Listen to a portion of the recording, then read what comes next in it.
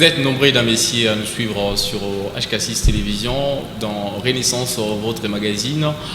Vous avez réclamé une thématique, nous sommes là pour vous donner cette thématique-là. Je vous dis bonjour et bienvenue dans ces magazines justement qui retracent, qui traitent plusieurs thématiques de la jeunesse, plusieurs thématiques qui, voilà, parfois qui gangrènent la société congolaise, le chef de la jeunesse.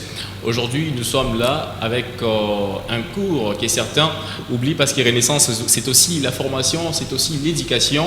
Mesdames et messieurs, aujourd'hui, nous parlons de la maîtrise du civisme dans le chef de la jeunesse congolaise. Est-ce cette maîtrise du civisme peut aider à l'émergence de la République démocratique du Congo? Alors, mesdames et messieurs, sinon, justement, les constats, les gens nous ont proposé cette thématique, raison pour laquelle nous sommes venus vers vous pour vous proposer cette thématique et l'analyser, donner tous les détails conformément justement au dévouement du peuple congolais, de la jeunesse congolaise à la République démocratique du Congo. Nous avons l'honneur, comme d'accoutume cette émission, je ne la passe pas seul, alors je suis avec les invités, j'ai l'honneur de recevoir ici dans ces plateaux, sur ces plateaux, j'y arrive, Madame Mireille Mouéou, elle est chef de bureau, de la division provinciale de la jeunesse du Haut-Katanga. Elle est avec moi, elle va aujourd'hui aussi parler du civisme. Elle va nous expliquer, alors je lui dis bonjour et bienvenue Madame sur ces plateaux de Renaissance. Bonjour, merci. C'est un grand plaisir de vous recevoir. D'accord, merci beaucoup. J'ai aussi l'honneur de recevoir Elie Moisé, c'est un jeune leader, mais aussi un parlementaire. Il est là aussi pour nous expliquer, nous détailler cette thématique en long et en large. À qui j'ai dit bonjour et bienvenue dans Renaissance. Bonjour à vous, cher héritier Moukebo. Bonjour également à nos co-débatteurs ici sur le plateau. Je salue également tous les téléspectateurs et téléspectatrices, bien sûr, de HK6 Télévision qui sont en train de nous suivre en ce moment. Merci beaucoup, c'est un grand plaisir d'être sur ces plateaux. Le plaisir est partagé. Alors, il y a aussi un autre, il est jeune leader aussi, il critique souvent, analyse des thématiques selon les valeurs, mais aussi selon les cadres des concertations. Il s'appelle Meshak Muzanga. Muzanga, voilà, j'y arrive, j'ai pas massacré les noms. À qui j'ai dit bonjour et bienvenue sur ce plateau de Renaissance. Bonjour, monsieur Héritier. C'est vraiment un plaisir de partager les mêmes plateaux avec mes co-débatteurs ici présents. Je salue également la présence de nos téléspectateurs qui nous suivent de partout. C'est vraiment un plaisir, surtout que ce n'est pas la première fois que vous êtes sur ces plateaux. Justement, ce n'est pas la première fois. Nous avons l'habitude d'accompagner les jeunes qui nous suivent avec des conseils, avec tout ce que nous avons comme justement analyse qui cadre bien entendu avec des thématiques qu'on essaye de nous donner à chaque fois dans cet espace qui est la Renaissance. Comme on l'a dit, les femmes d'abord, ici dans Renaissance, nous respectons les femmes. Alors la parole revient à Madame Mireille Mouéou, qui est la chef des bureaux de la division provinciale de la jeunesse du Haut-Katanga. Avant de commencer, j'aimerais que d'abord nous puissions savoir c'est quoi la définition du concept civisme par rapport à tout ce que nous voyons dans la société, à tout ce que les jeunes font. C'est quoi le civisme selon ces concepts-là?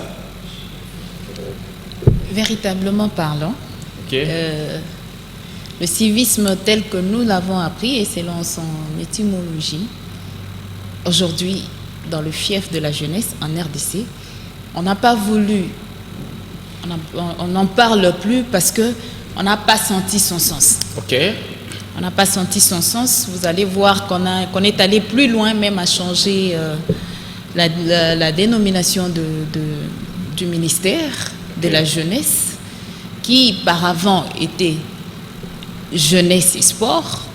On est allé à changer pour le nommer ministère de la jeunesse et initiation à la nouvelle citoyenneté. C'est parce qu'on a senti qu'avec le civisme, ça commençait à perdre son sens. Il fallait une réforme. Oui. Voilà pourquoi on parle aujourd'hui plus de l'initiation à la nouvelle citoyenneté. Oui. Et comme on a constaté aussi que ça ne suffisait pas seulement que dans la jeunesse, avec des nombreux plaidoyers que nous avons eu à faire à propos de cette question, On a ramené ça pour que l'initiation à la nouvelle citoyenneté soit ramenée même au ministère de l'EPST aujourd'hui. Okay. Donc aujourd'hui, le ministère de l'EPST ne s'appelle plus EPST comme avant. C'est EPST et Initiation à la nouvelle citoyenneté. Quand vous parlez de l'EPST, est-ce que éducation, ces réformes-là ont apporté quelque chose parce que les enfants... C'est maintenant qu'on vient de nommer ce ministère pour introduire ce réforme-là afin que ça commence à l'éducation des bases. C'est-à-dire, déjà à l'école maternelle, il faudrait que la citoyenneté, la nouvelle citoyenneté commence à être apprise. Parce qu'on a senti qu'avec le civisme, ça restait à la moralité que les gens n'ont pas assumé. Mais avec les circonstances normales que traverse le pays, il nous faut une nouvelle citoyenneté. Comment procéder ? Comment procéder, vous dites, avec la nouvelle version de la République démocratique du Congo? Comment procéder pour incarner ces sens d'e-civisme dans les fiefs de la jeunesse congolaise? Voilà, il y a le guide. On nous a présenté le guide. Il y a maintenant le guide d'initiation à la nouvelle citoyenneté. C'est un document qui sera bientôt vulgarisé selon les efforts du gouvernement provincial ici chez nous. Je crois que dans la province de Kinshasa, c'est déjà de plein usage. C'est ici chez nous que ça a un peu retardé. Vous pouvez nous sortir quelques points nécessaires dans ces guides-là? Quelques points nécessaires, c'est vous nous expliquer comme ça, on comprend? Oui, par exemple, il parle du citoyen et de la civilité. Il parle des valeurs, des déviations que peuvent avoir les citoyens. Il parle des droits, de l'état des droits, de l'attachement, de la participation citoyenne surtout. Parce qu'on a senti que les jeunes, à un certain moment, ils ont lâché cette participation citoyenne. C'est plus ça qu'on a besoin dans le fief de la jeunesse, la participation citoyenne à tous les niveaux. Vous avez beaucoup de la matière. Alors, je vais passer aussi la parole à Michak qui il y a justement aussi Jean Leader.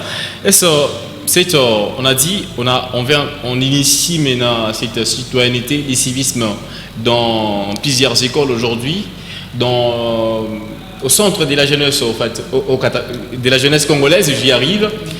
Pensez-vous que cette maîtrise du civisme peut apporter, bien évidemment, des réformes, du changement de comportement, du changement, la façon de voir les choses, la façon dont les jeunes sont en train de voir les choses aujourd'hui par rapport à l'accompagnement de la République démocratique du Congo? Est-ce la maîtrise du civisme peut changer aujourd'hui la République démocratique du Congo?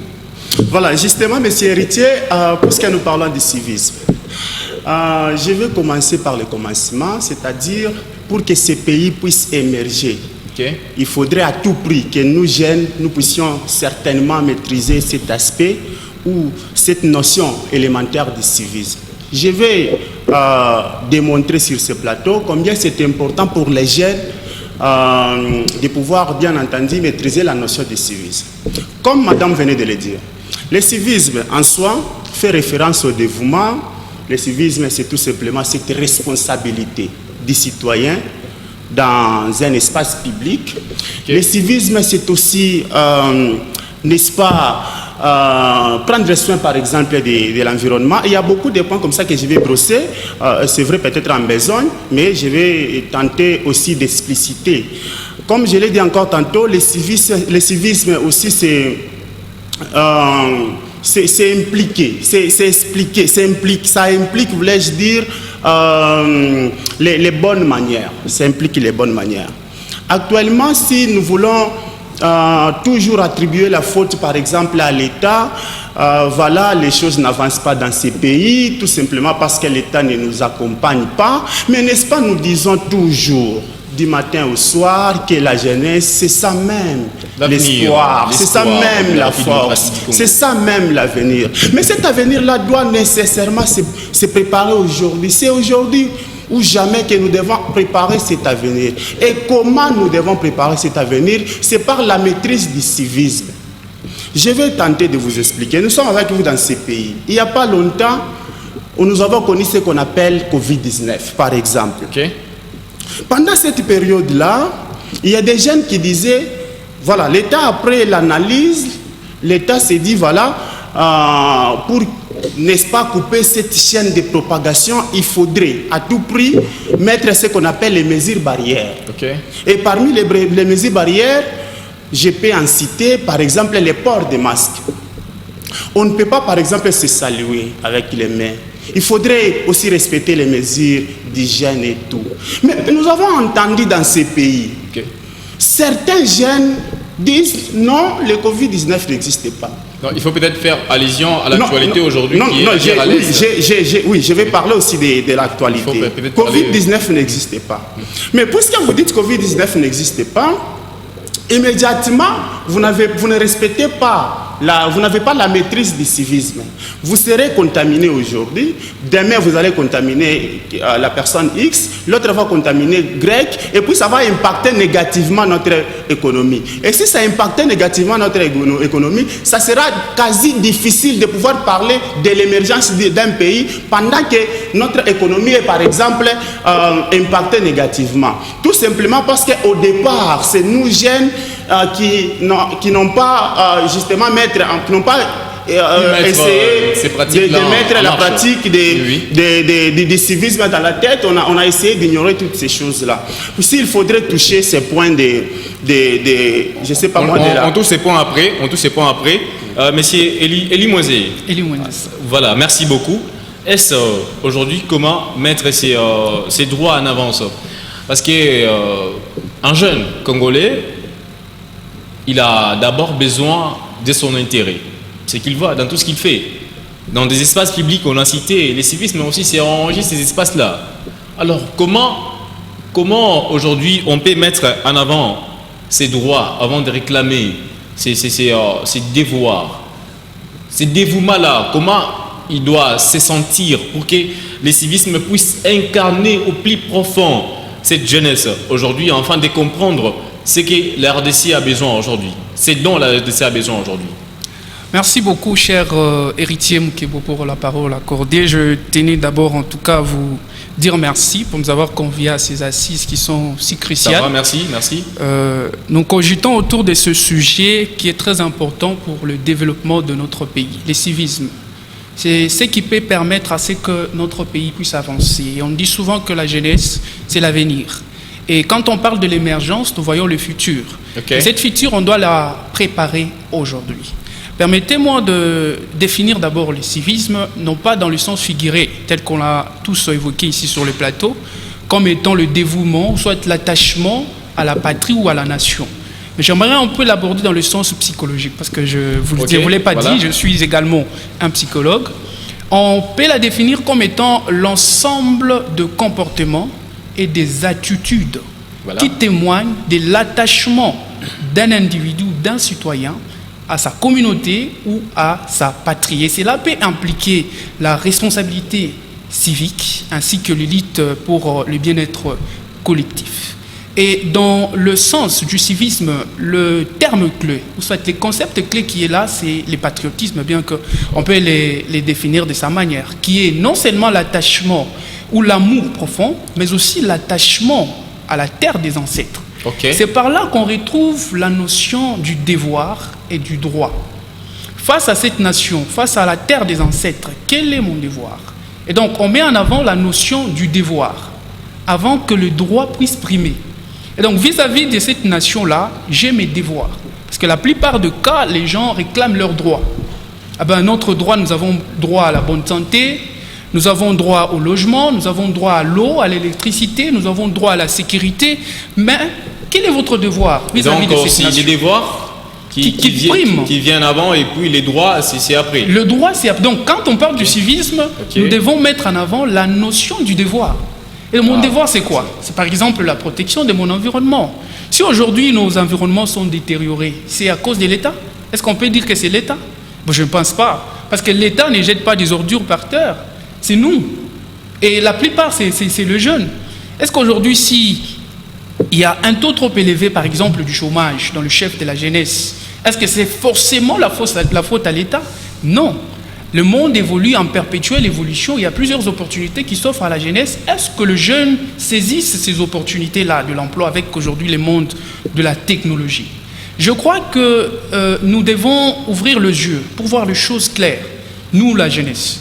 Et donc nous devons voir que face à la nation congolaise, la République démocratique du Congo, nous avons des devoirs. Nous devons assumer ces devoirs. C'est comme la responsabilité que nous donne. Par exemple, nous sommes dans la maison, la responsabilité qu'a un père. C'est ce que nous devons nous mettre dans la tête, que vis-à-vis de cette nation, la nation congolaise, nous avons mais également le devoir de pouvoir protéger notre République, parce que nous voyons qu'aujourd'hui, avec l'actualité de l'Est, aujourd'hui, si on disait par exemple que on va parler sur ces points après. J'ai vu Madame Mireille en train de bouger la tête sur ce que vous étiez en train de dire. Et quelles sont les attitudes à prendre pour manifester le civisme? Il y a toujours les attitudes à prendre devant telle ou telle autre situation dans les pays, qu'elle soit mauvaise ou bonne, situation, j'y arrive. En tout cas, pour moi, avec cette jeunesse aujourd'hui, je ne sais pas si elle-même elle est consciente de ce qu'elle est, cette jeunesse, elle constitue peut-être 60% de la population. Dans toute sa diversité, ses compétences, ses talents, tout on le retrouve dans ce fief-là. C'est-à-dire, si la jeunesse développée aujourd'hui, la première attitude que moi je peux demander aux jeunes de développer, c'est ce sens d'appartenance. Okay. Est-ce qu'on se sent qu'on appartient à ce pays? Est-ce que si chaque jeune mettait dans sa tête que je suis congolais, j'appartiens au Congo? Il faut peut-être bien expliquer cette appartenance, pas au sens littéraire. Il faut bien expliquer cette appartenance. Au sens littéraire, ça ne marche pas. Il faut bien faire comprendre. Oui. C'est-à-dire, je vais donner un exemple très concret. J'y vais avec le service national, par exemple. Okay. D'emblée, on pense que le gouvernement n'agit pas bon. C'est la part du gouvernement. C'est ceci, c'est cela. D'emblée, c'est ce qui saute aux yeux. Pour les jeunes, les gouvernements doivent tout faire pour nous. Il faut que le gouvernement nous donne des opportunités. Il faut que le gouvernement fasse ceci pour nous. Mais quel est l'accompagnement que les jeunes donnent à ce gouvernement? Est-ce que les jeunes aujourd'hui, on a vu avec Kanyama Kasese, certes, la procédure n'était pas bonne.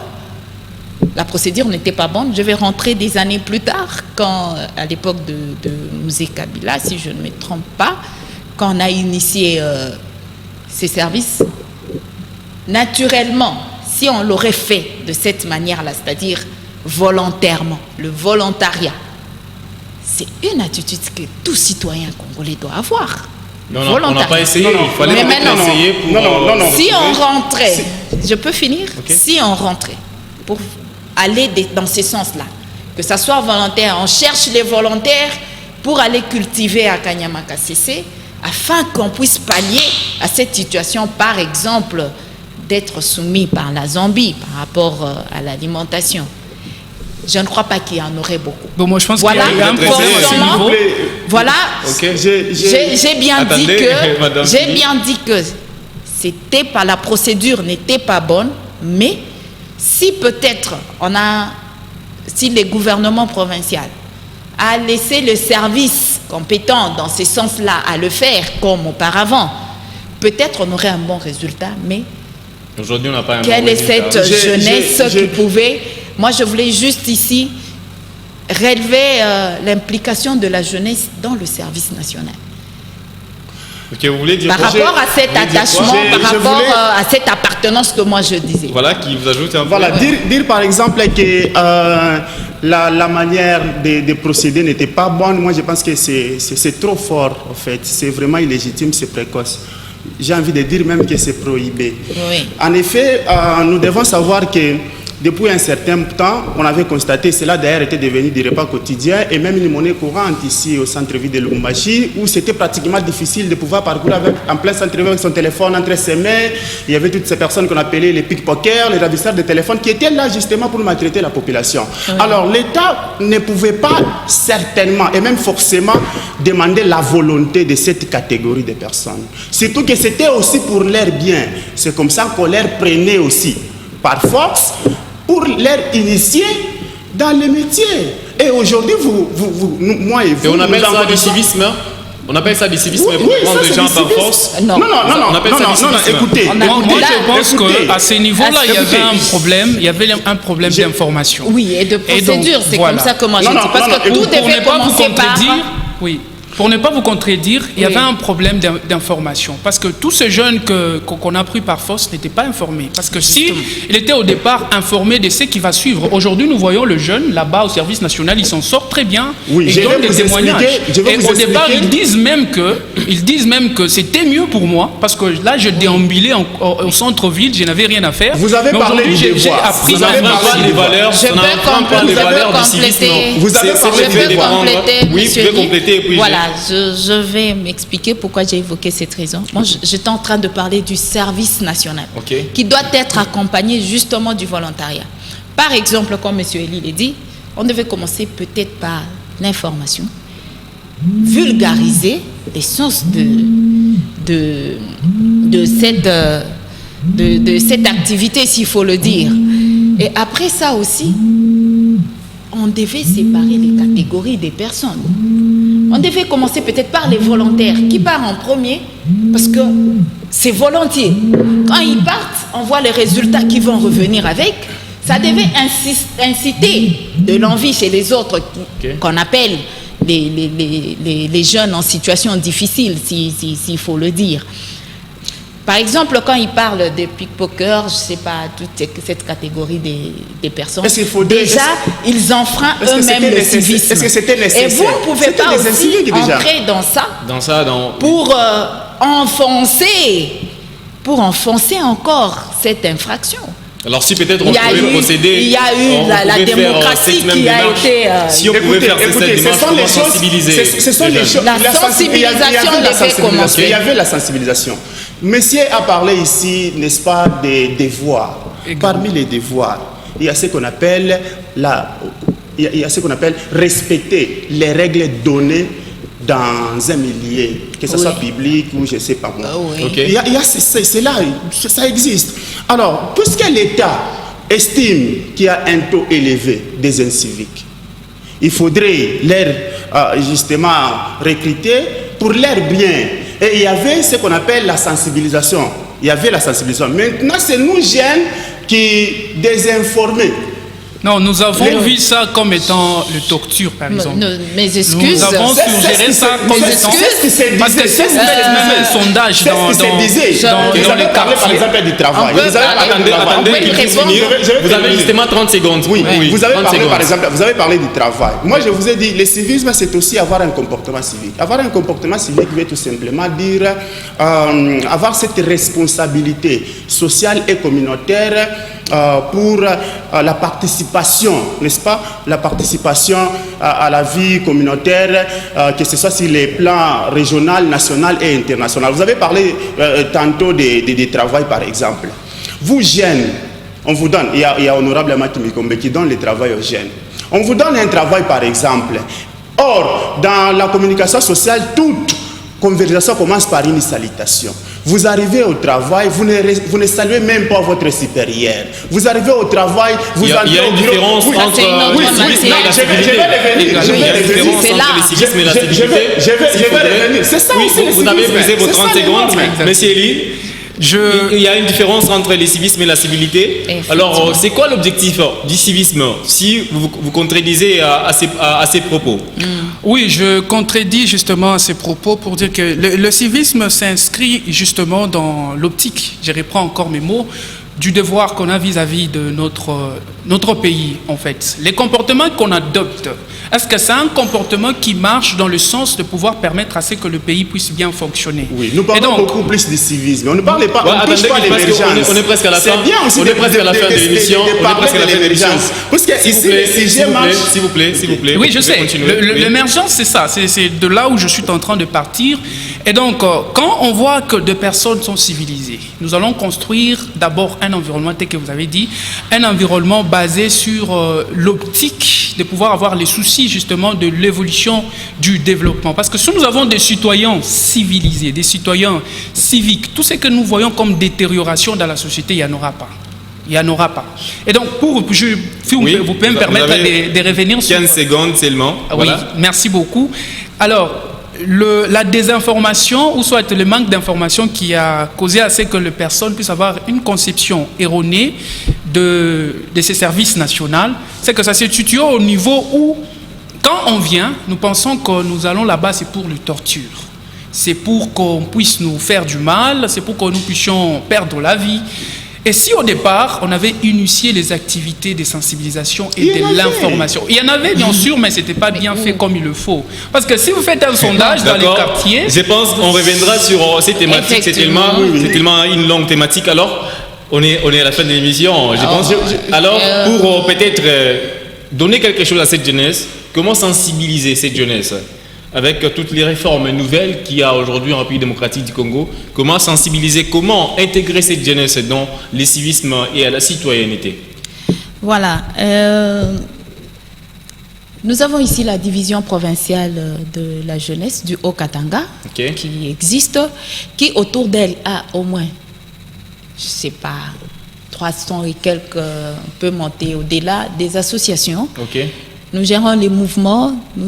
C'est comme ça que ça m'étonne que monsieur c'est ça votre sensibilisation? Non, ça m'étonne que monsieur Méchac puisse dire qu'il y a eu sensibilisation dans cette... Parce que la campagne si tel était le cas, monsieur Eli, qui est jeune parlementaire, devait déjà être sensibilisé par moi-même. Parce que je suis chef de bureau en charge de l'initiation à la nouvelle citoyenneté et de la cohésion nationale. C'est pour dire que, c'est pour dire que, moi aujourd'hui, je prends pour que l'on puisse d'abord vulgariser ces guides de la nouvelle citoyenneté, qui a été initié par le président de la République lui-même. Parce que si ce guide est vulgarisé avec toute la matière qu'il y a dedans, aujourd'hui, nous avons des jeunes qui vous... Je ne sais pas, réfléchir, c'est trop dire. Nous avons vraiment... Moi, je me dis, nous avons des responsables, des jeunes plus responsables que même nos précédents. Aujourd'hui, on peut le dire. Même plus responsable que même Lumumba. Voilà, merci. C'est possible. Merci beaucoup. Et Eli Monzeke, qu'est-ce que vous dites à cette population qui est en train de nous suivre, à cette jeunesse qui n'a pas la maîtrise du civisme? En quelques mots seulement.